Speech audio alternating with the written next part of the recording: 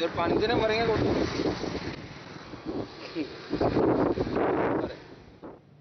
तर वर्ध्यात पहिल्याच पावसात पूल वाहून गेलाय। देवळी तालुक्यातील वायगाव आलोडा रस्त्यावरील पूल वाहून गेला।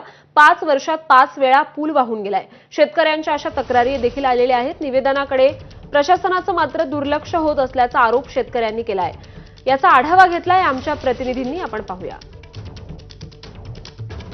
वायगाव आणि आलोडा या दोन गावातील लोकांना ये-जा करण्यासाठी महत्त्वाचा असलेला जो पूल आहे या मुसळधार पावसात वाहून गेल्याची आपण चित्र पाहू शकतो। कशा पद्धतीनं हा जो पूल आहे हा पूल आणि वाहून गेलेला आहे।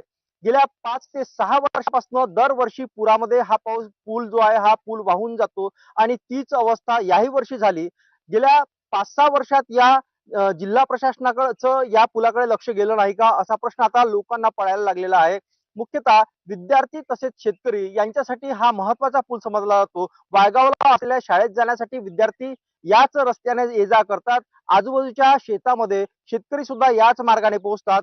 परंतु पुलाची अशी अवस्था झाल्यानंतर मात्र आता या रस्त्याने ये-जा करणे अत्यंत कठीण झालेले आहे।